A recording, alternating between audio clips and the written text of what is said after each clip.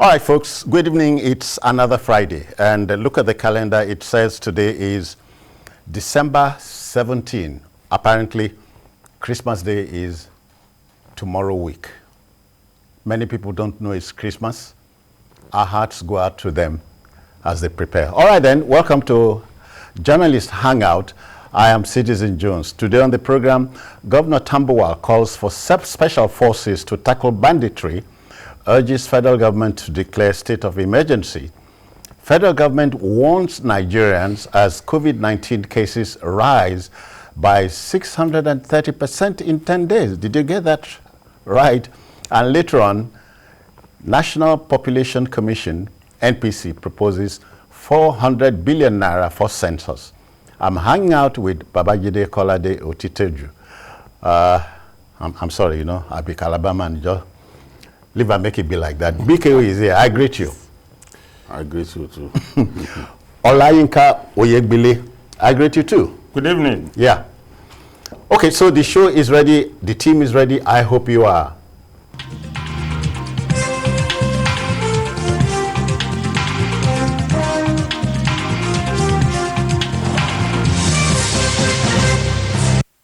So we go straight to business. Now, to say that we are living in dangerous and desperate times is a gross understatement. On Wednesday, December 15, Governor Aminu Masari of Katsina State led a delegation of northwestern governors to Sokoto State, owing to the dire situation we are in. Their host and governor of Sokoto State, Aminu Tambuwal, knew it was time to call the bluff of the evil gang. According to the Sokoto State Hemsman, Mr. President and Commander-in-Chief must declare a state of emergency on banditry just to enable security operatives access to clear bandits, enclaves, and other hideouts. Again, he wants the federal government to consider the option of creating a special force just to tackle banditry. Mr. President cannot control the behavior of the governors, but he can choose how to respond to their reaction. Well, all kinds of suggestions these days about how to defeat bandits who have clearly held Nigeria by the jugular. No one feels it more than Governor Tambuwal, because in the last few months, hundreds of people of Sokoto have been killed by these guys, especially since some of the band leaders relocated from the Zamfara commanding height to Sokoto State. Tambuwal has really been feeling the heat. Now we're suggesting to the president that if a state of emergency is declared, the armed forces will be able to clear the enclaves of these people. The armed forces will be able to deal decisively with them. I don't know where our people got this notion that until now, that until the bandits are declared terrorists, the armed forces cannot deal decisively with them. I don't know where they got the information that it is when there is a state of emergency that the armed forces can clear the den of bandits. I just don't understand. I just don't understand. If we do not have the right strategy to deal decisively with these guys, I don't think it makes sense to simply be giving Nigerians all kinds of excuses. Oh, you must declare them as terrorists before we can deal decisively with them. Nobody has said this MI-35P that you have bought, you cannot use it. That is a very dangerous, very effective ground attack helicopter that you can't use it to kill bandits. No one has said that. So why are we why do we continue to think it is only when they've been declared terrorists or when a state of emergency has been declared in those areas that the military will now be able to deal decisively with them? I mean, I don't understand. No one. And the president has told the armed forces repeatedly that anybody that you see carrying an AK-47 is a legitimate target. So if the military fails to now carry out the directive of the commander-in-chief, then why are we then looking for excuse for them? He has told them what to do. The chief of army staff said the other day, kill the bandits, bring their corpses. Now it's politicians who are now saying, oh, we need to declare a state of emergency. The chief of army staff said, go kill these guys, bring their corpses. If you can. So what is the thing? Yeah. He did not say, no, wait until state of emergency, or wait until we set up a strike force. We already, or special forces. Yeah, we have special forces already. The Air Force has special forces. The Army has special forces. So it's not until we say we now create a new special force before we can defeat people who do not have the training that our armed forces have. Yeah. It's like we are simply resigning to fate and everyone is behaving like, look, this thing, we cannot defeat these monsters. I'm just perplexed. Yeah. Inca banditry started like a child's thing just the other day. And people never know what they are capable of until all other options are out. The problem is that is either the president is not taking himself seriously or the people is giving directory to are not taking themselves seriously. And between the two of them, there must be a way out.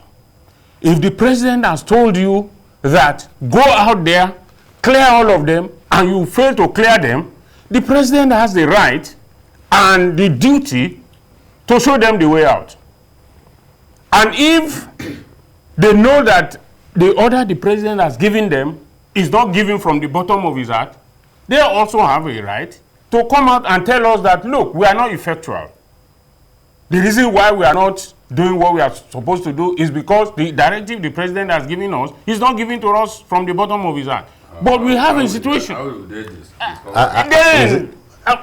So why don't they go out and seeing act? The mind's construction on their face. Exactly. But why don't they go out and act? If you act and you are censored for taking a directive that you have been given, then everybody will know that that means the man who gave the directive is not serious. But in this situation now, the common man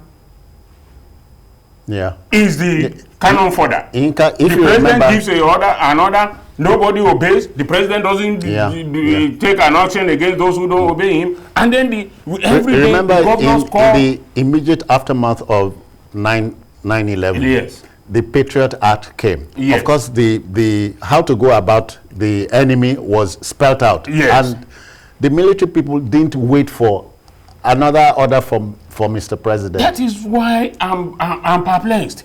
Okay, before now, everybody came out and said the cure-all will be the Tucano jets. The Tucano jets are here. How many of them? It was advertised on all pages of newspapers, in the media, and everywhere, as if it is something that that should be advertised. A silver bullet, And you are telling the terrorists or the bandits or whatever you call them that, okay, we have Tucano jets, they are coming. The Tucano jets are here. And you want them to keep quiet. The Tucano jets are resting somewhere. You have wasted billions of naira and dollars on it, and you are not using it. Then why did you waste money to buy it? I mean, look, the situation has become so tense and so terrible that people have become unshockable, as the late Delegua said. Nigerians have become unshockable. Shocked to a state of unshockability. The other day, whether 20, 10, 5, or 1, passengers were burnt in a bus in Sokoto State. And today we are still talking. Nobody has died. Nobody has been arrested. Nothing has been done. I mean, when has life become so brutal and short? Did they talk about decision making? The president is also commander-in-chief, but he also relies on advisors, military and otherwise. Yes. So all hands must be on deck. As you said, the chief of army had said, go after these brigands. He said the order is there. It's like the president. He did not just say kill them. He said bring their corpses. That's it. Because he wants evidence that they've been killed. I know a governor who pays money for every terrorist killed. I know a governor. As an incentive. Yes. You must record the video. Once you record the video of the terrorist, you get your millions. I know a governor. That's been decisive. Yeah. We want to defeat the enemy. And he's providing some form of incentive to make the defeat to be hastened. The president has given the directive. Not once. He has threatened those guys because he can see that, look, these guys are embarrassing his administration. And I said, as I said yesterday during the Ajimobi 4th Roundtable and posthumous 72nd birthday, whatever the president does for Nigerians, he can create train stations in every community in Nigeria. He can create prosperity in Nigeria if he does not defeat the insecurity, because that is the biggest problem we face. Yeah. Whatever he does will pale into insignificance. People will not talk about it. It's frustrating that people see the government making some efforts in certain areas, infrastructure projects that had been abandoned for years. We see determination to solve those problems. We see the Minister of Works go completely gray. We knew how he was when he was governor here. He wasn't completely gray. It is the problems of Nigeria that will make somebody go suddenly gray like that. Because people older than him are not that gray. You understand? But we can see what he's doing. The road projects that Fashola is delivering. We can see that he's trying his best to stand out as one of the best public officers of his generation. But again, all of this, no one will talk about them unless we defeat the insecurity. When you talk to people, is this insecurity that everybody is talking about? It's not allowing us to look at even some of the finer you can't even things that enjoy the government project if you don't have You life. know, the other day, the former INEC boss, Yes. Professor Jega said 2023 elections remain threatened. Yes. If this insecurity is not put in Yeah. the bag. Of course, Yeah. because let us even look at it this way. In Borno State, the last 2 elections have been largely held inside IDP camps. Yes. You see results come from Borno State. How many of those communities are safe?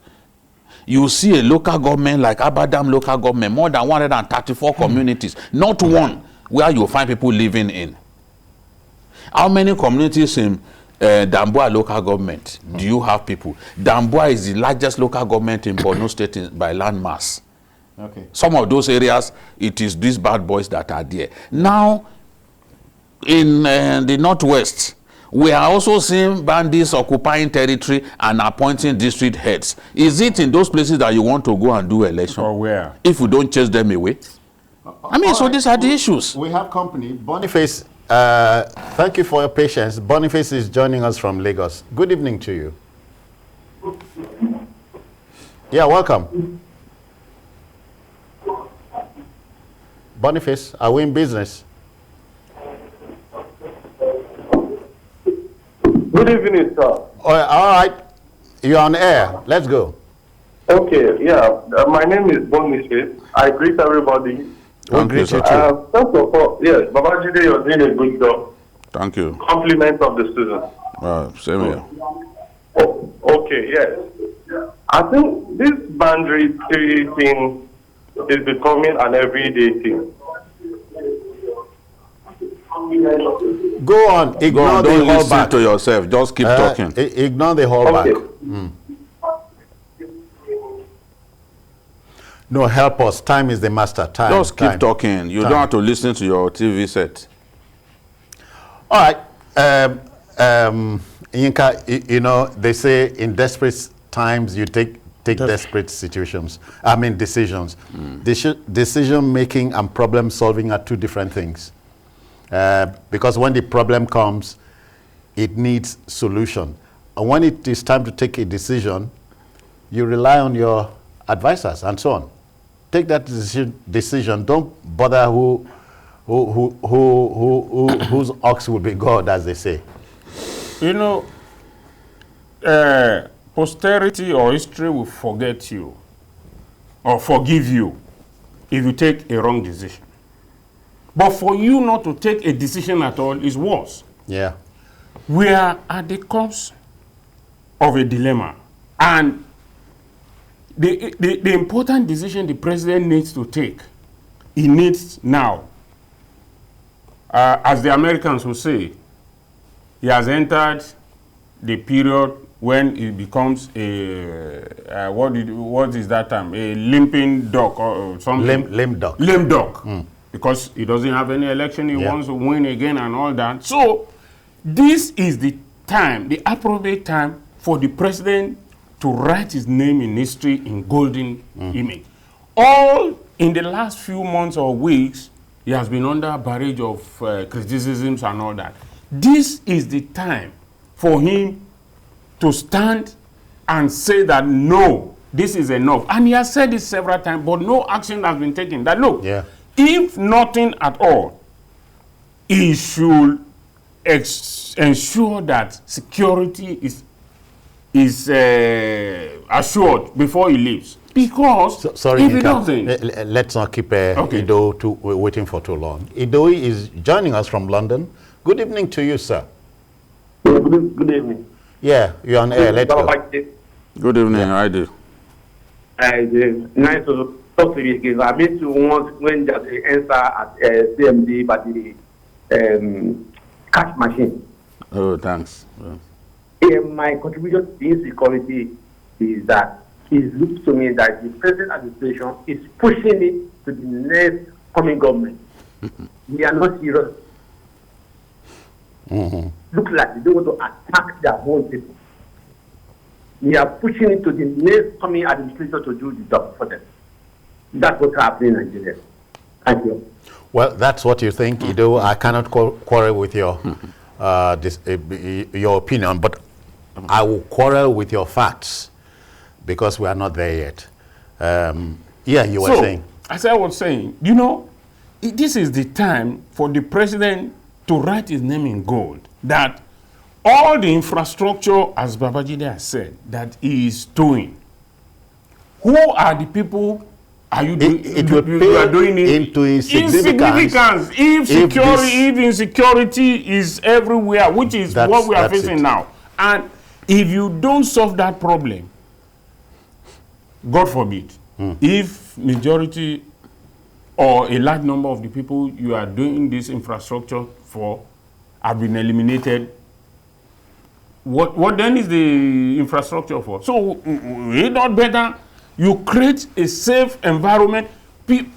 I was talking to a friend the other day, and I said, Christmas is next week. Are you traveling? He laughed. He said, oh boy, where did they go do? This my friend is from the east.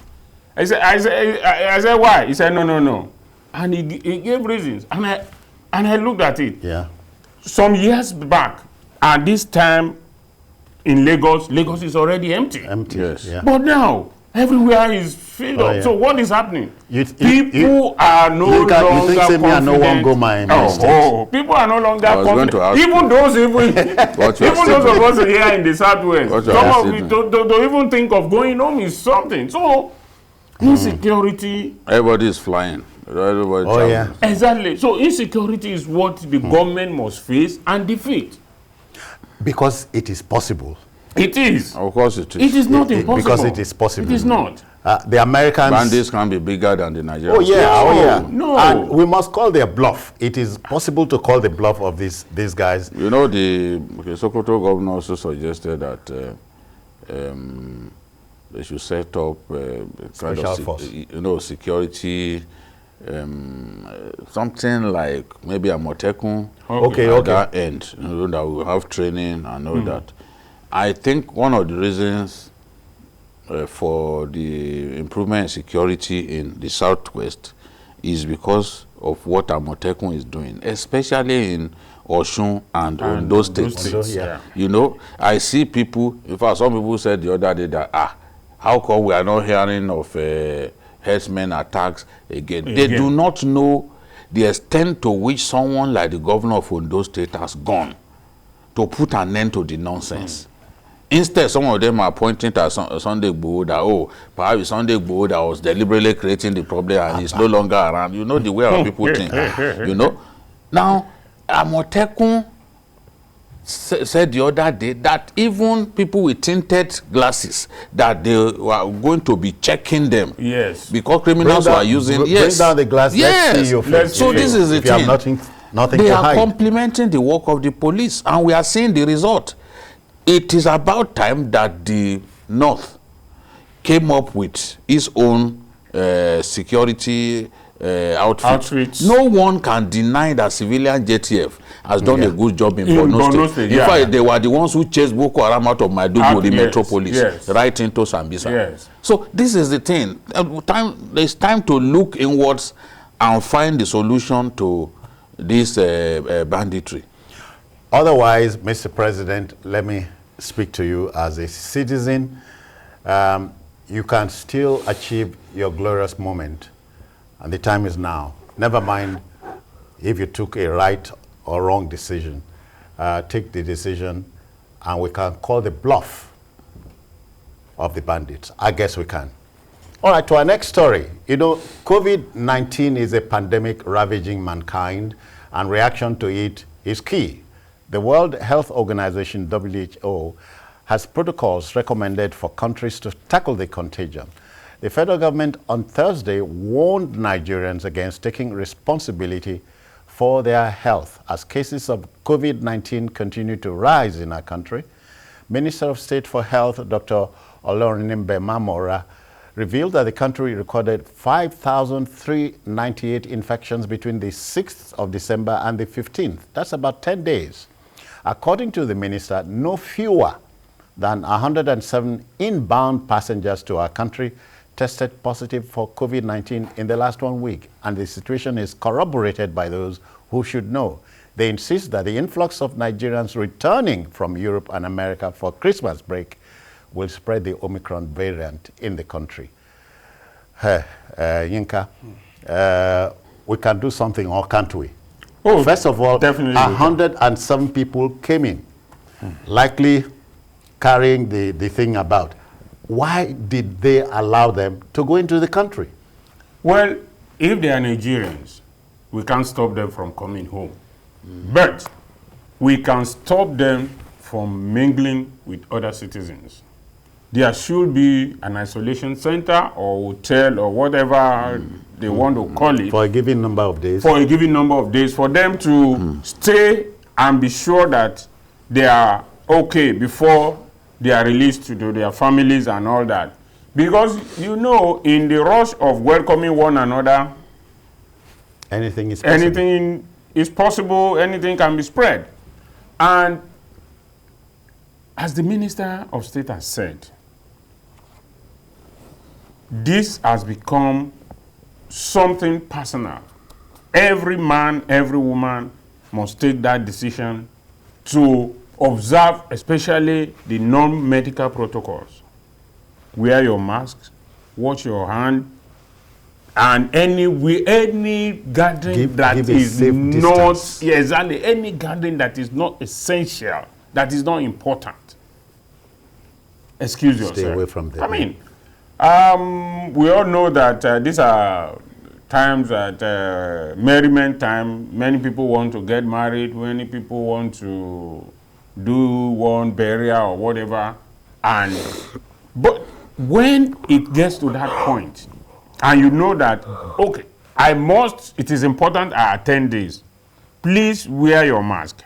And when it is time and you notice that the thing is getting a little bit uncomfortable for you, it's better to move out. I mean, why are we always together at parties? Is it not to exchange banters and all that? Yeah. Now, when you go to such, it should be as much as possible in an open space. But being an open space does not also mean we should not use our mask. So, it is now a personal thing for us. We cannot stop those who want to come home for Christmas to see their family because no country has a right Yinka, to look at the footage ahead of you. Yes. You see officers, customs officers without the mask. And Nigerians are taking a cue from, this is what we are talking about. If you want us to wear the mask, you wear it. You know, that's the greatest undoing in Nigeria. Make a law. Those who are expected to enforce it are the ones that will break it. The issue of driving against traffic. When you see a car driving against traffic, is either a policeman or a military man or one of those legions of uniformed men. The untouchable. Exactly, are there. So someone will wear the cap of a dirty cap of a cardigan cap of a policeman and be riding a bicycle, a motorcycle on the wrong side of the road. And there are laws. There are laws against it. Exactly. So the problem is that the people who are supposed to enforce the law are the ones that are breaking it. And the question I keep asking myself, is it that no senior officer, responsible senior officer, is it that no responsible senior officer passes by at that point to stop them in other crime? Yeah. If you are a uniformed man and you break a law, you have lost your commission. Yeah, but here in Nigeria, it doesn't happen. Yinka, let me stop you because I hear from the backroom boys we must make some money. We have a commercial break. We'll observe that and come back. Please stay there.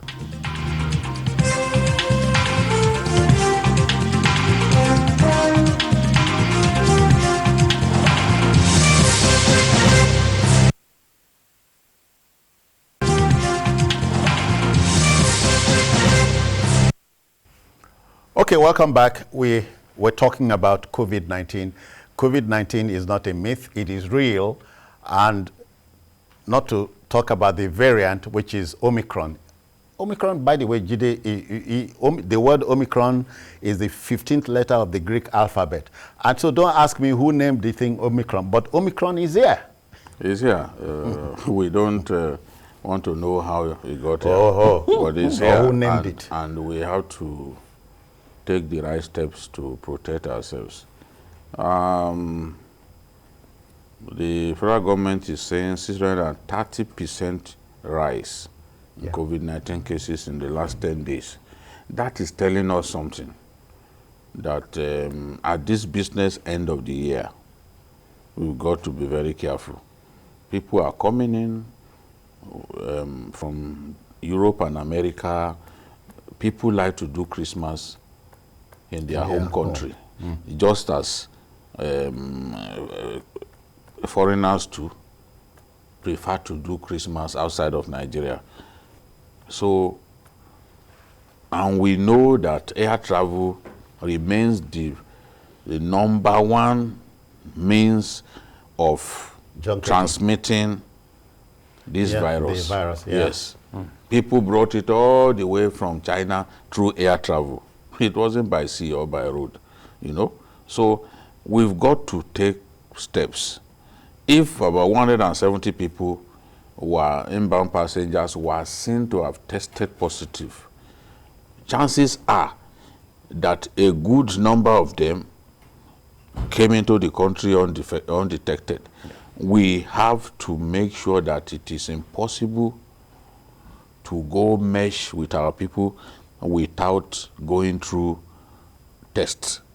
At the point of entering to our country, people must be subjected to a test. That's what other countries are doing. Oh, yeah. They don't care whether you have been vaccinated or you did a test just before you traveled. They will make sure that you do another test at the point when you are just landing in their country. That is their own safest way of ensuring that the person that they are receiving into the country is actually clean. And people must quarantine. Yeah, Jide, are you surprised that in England so many high-profile matches across Europe are postponed because of this thing? When you open up, there are consequences. Yeah. Starting from the time when the UK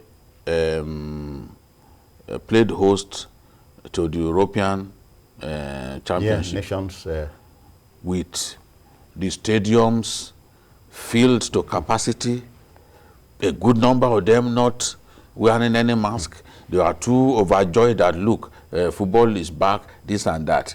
Now, we are seeing that across the venues in England, stadiums are being jam-packed. People are enjoying. And this is December festive period.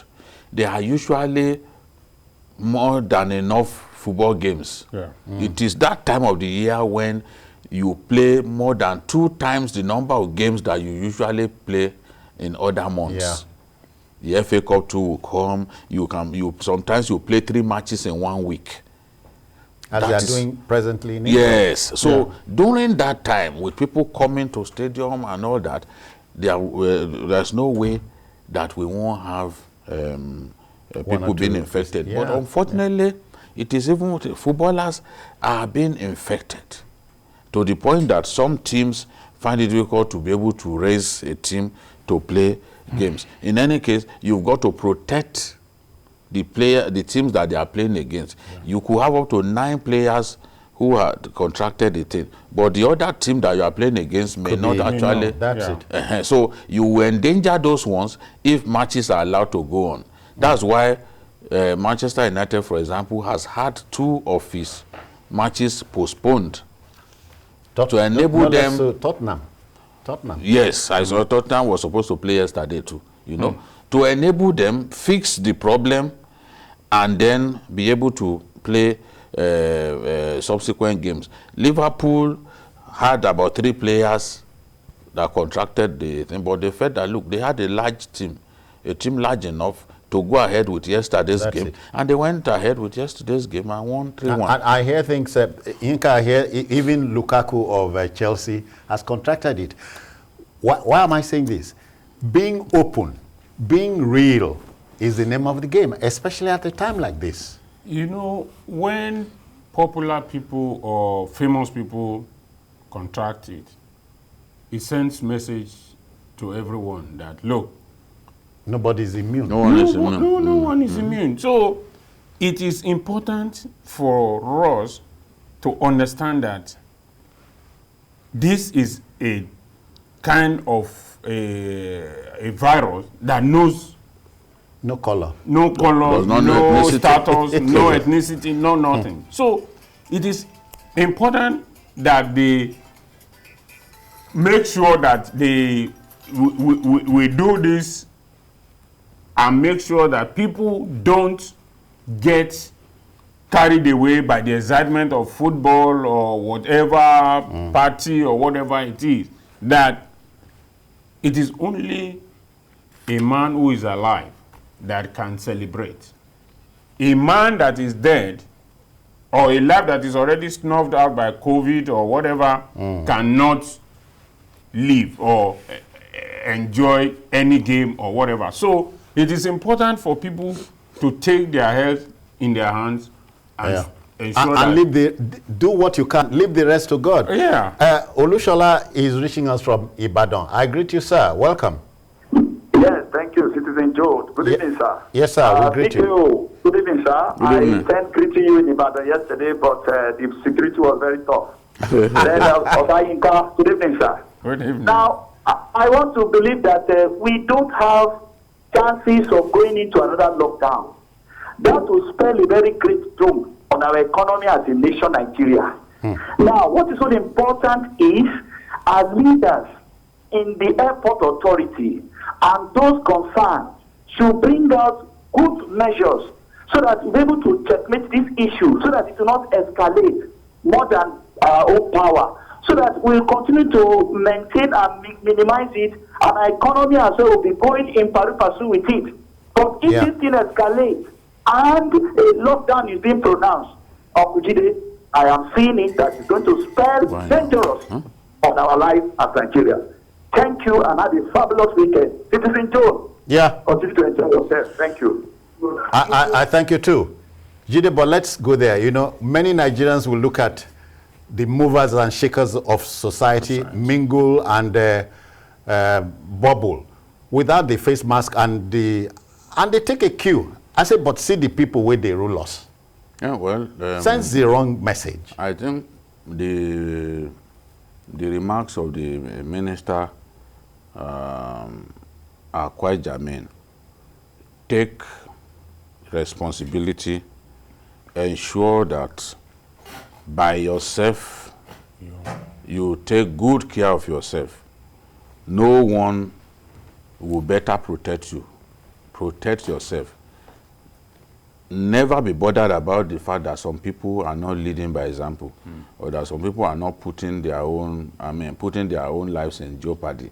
At the end of the day, it's your life, not their life. So, and we've seen big people die. Yeah. Especially last year. Big people that we never expected could lose their lives because they have access to the best Medicare and all that. But they were struck by this virus and they never survived. So that personal responsibility for your own safety, you've got to take it in your hands. Take your life seriously. The greatest thing that God has given each and every one of us is our life. Yeah. And when you have life, you have hope that even those things that you can't do today, you can do tomorrow. Yeah. So to allow yourself to fall easily to a virus that at best you can protect yourself against, I mean, it makes no sense.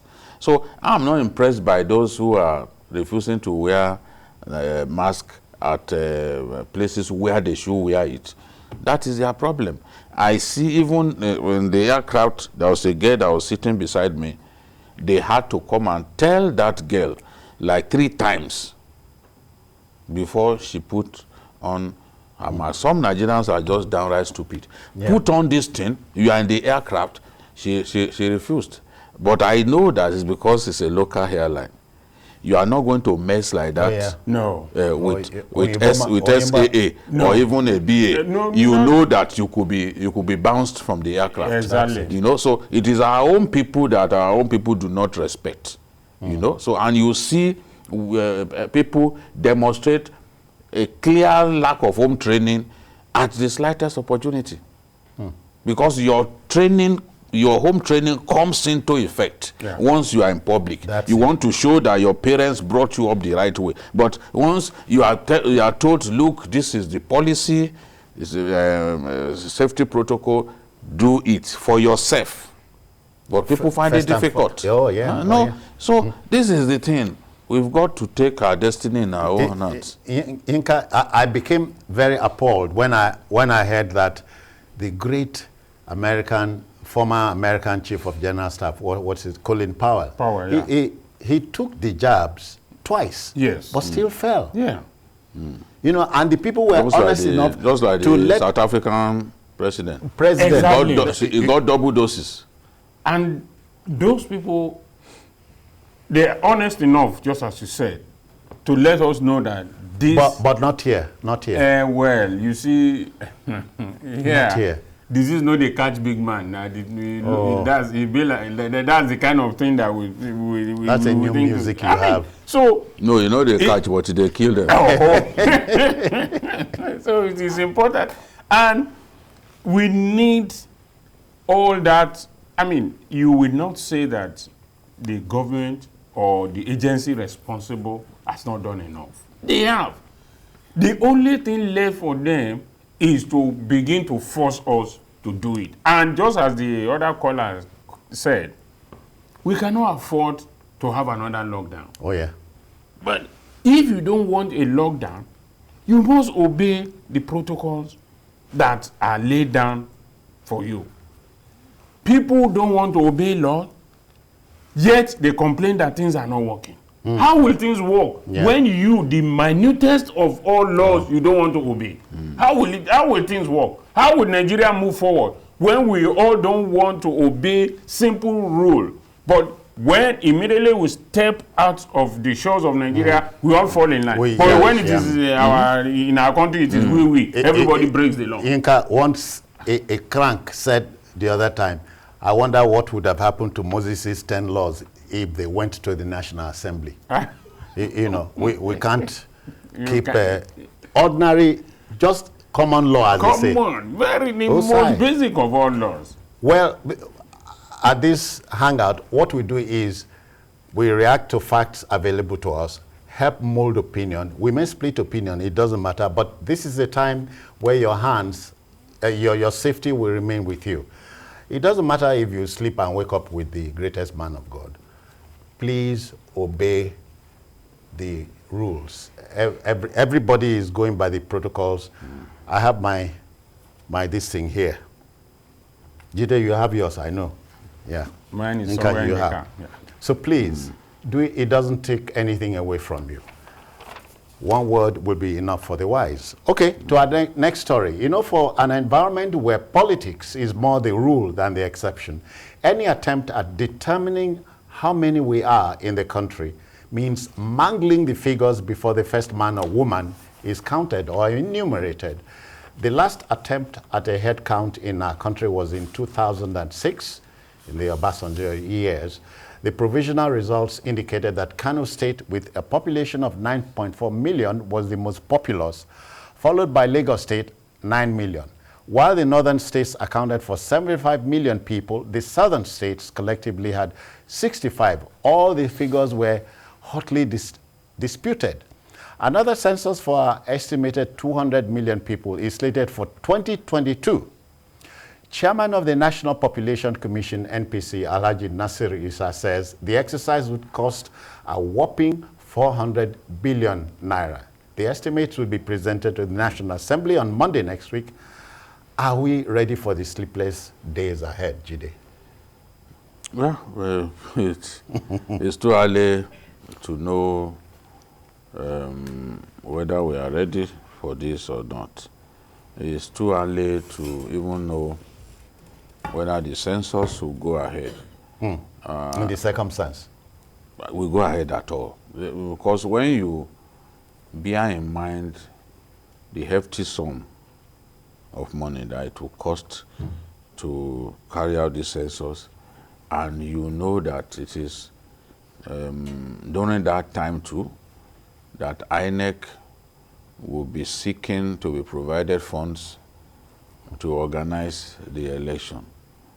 You then will ask yourself, which is more important? The 2023 election, the groundwork, the funding will have to be provided ahead of the election year, you know, so that they can go and print all their ballot materials and all that, and it costs a lot of money. There is no way the INEC will not be needing in excess of 250 billion or thereabout. You know, if we look at how much it cost them last time, and with the value of the naira having gone down, inflation, and all that, because when you have to hire so many people to organize, to as workers, you also cannot afford to pay them so little.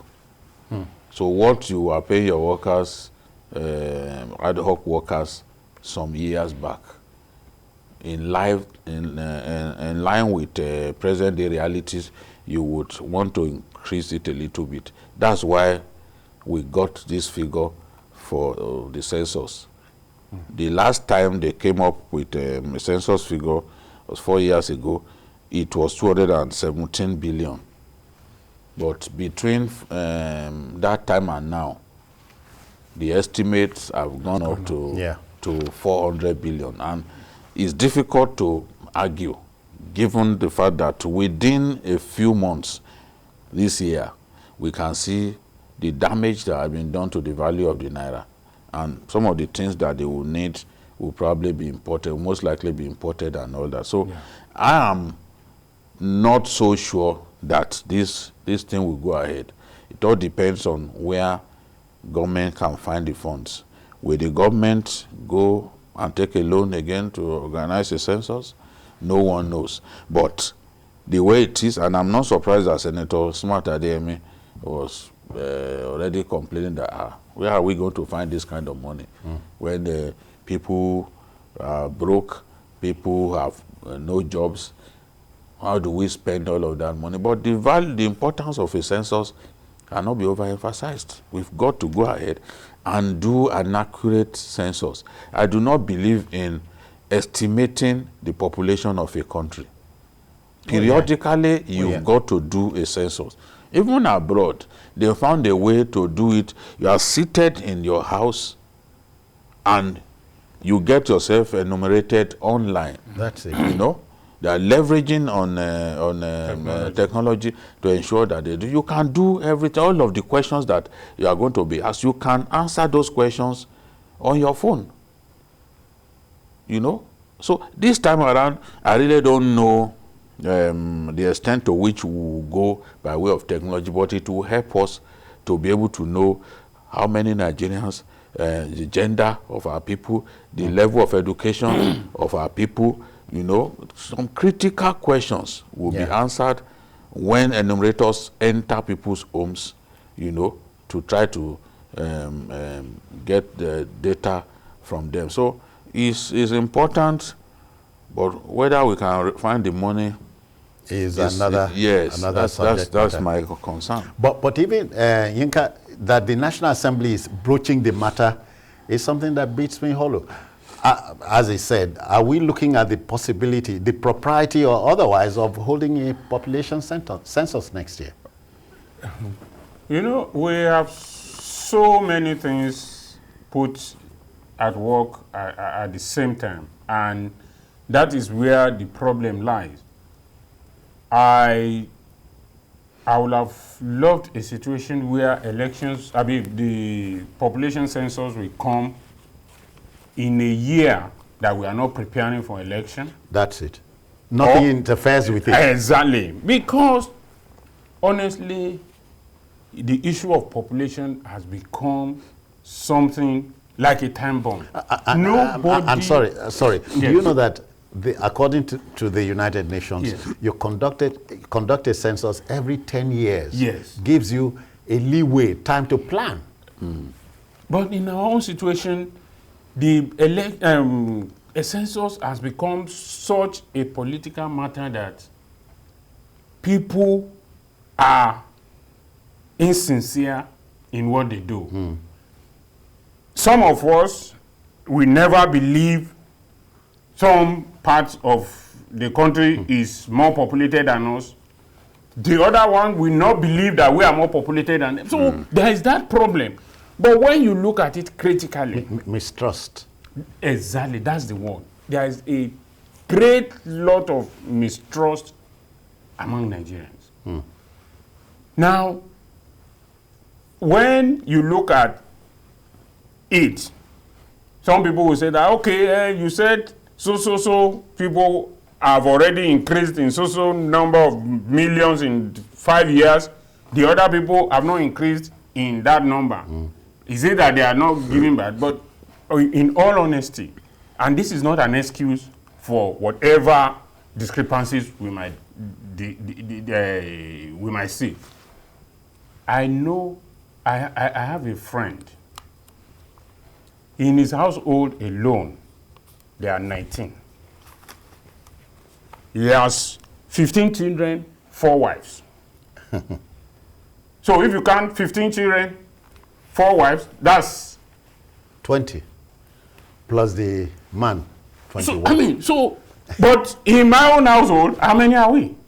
If you tell me. But when the census comes now, we will now say, no, it's a lie. Why is it that the other part is something million when we are not? When we know that an average Southerner marries maybe 1 wife with 2 or 3 children. Maybe more. And Our other friend, we have 4 wives and have 15, 20 children. Then how would you now complain? That is the official law. Exactly. So, but when this population thing comes, we will be the one to say, no, they've counted this. I'm not making excuses for it, but we have become so mistrusted of ourselves that all things like this, rather than make... Yinka, Charles is waiting. Charles, just a minute. I'm coming in another moment. Okay. Lagos at this point, yes, will have more influx than we had last year. Ever than before. Yes, because of security. That is also part of it. So even your 200 million is an estimate. If you say Lagos has 19 million, be sure that there's up to 24. Charles, we are with you now. Welcome. Good evening. Good evening, Mr. Jude, Citizen Jones and the doctor there. I greet you. Yes, I wonder why a government at this period where we have massive insecurity problem, we're talking about population census. How do you count people in the north central, in the northeast? I think it would be reasonable for them to, like the doctor suggested, let them put a hold on it. Let's face the 2023 election. After that, we can now go on with the census. Yeah, thank you. That's my take. Charles, except that Yinka is not a doctor, not yet. No, he's a doctor. He didn't call him a medical doctor. But he has a PhD. It has a doctorate. I'm sorry. But if you let me put her here now. One idiot, say native doctor, not doctor too. Well, that's why I went somewhere the other day, and when they called the man a doctor, he said, no, I'm a PhD holder. A bush doctor. Nice bush doctor. So what Charles had said now makes more sense than one thought. I'm even wondering. I look at some parts of our country, Borno State, the northwest. I'm wondering how we can successfully do a census, because back in 2006, there was no part of Nigeria occupied by terrorists. No part. No. Back in 1991. There was no part of Nigeria occupied by terrorists. We were able to do successful census on both occasions, at least, And but at this time, you can't even successfully do a census in some states of the northwest, some states of the north central, then northeast, Borno, Yobe, Adamawa, there are still places where the terrorists are running riots.